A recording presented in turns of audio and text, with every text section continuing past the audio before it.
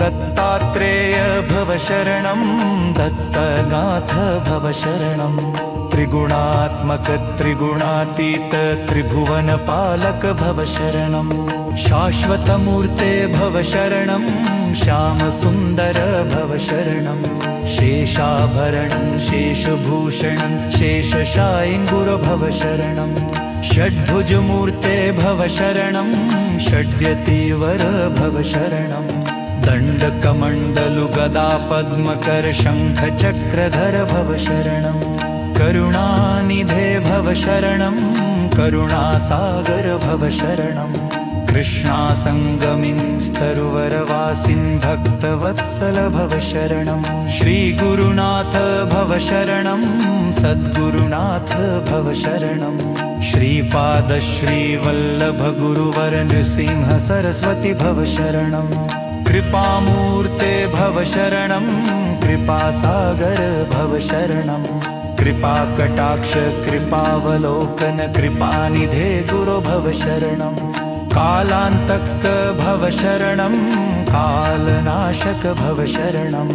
पूर्णानन्द पूर्णपरेश पुराणपुरुष भव शरणं हे जगदीश भव शरणं जगन्नाथ भव शरणं जगत्पालक जगदधीश जगदुद्धार भव शरणं अखिलान्तर भव शरणं अखिलैश्वर्य भव शरणं भक्तप्रिय वज्रपञ्जर प्रसन्नवक्त्र भव शरणं दिगम्बर भव शरणं दीनदयाघन भव शरणं दीननाथ दीनदयाळ दीनोद्धार भव शरणं तपोमूर्ते भव शरणं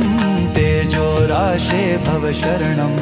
ब्रह्मानन्द ब्रह्म सनातन ब्रह्म मोहन भव शरणं विश्वात्मक भव शरणं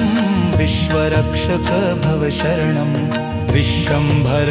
विश्वजीवन विश्वपरात्पर भव शरणं विघ्नान्तक भव शरणं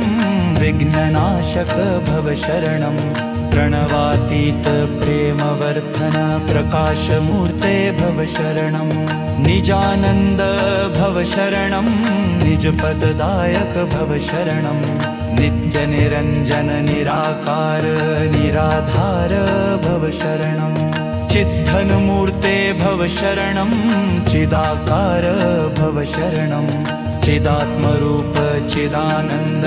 चित्सुखकन्द भव शरणं अनादिमूर्ते भव शरणं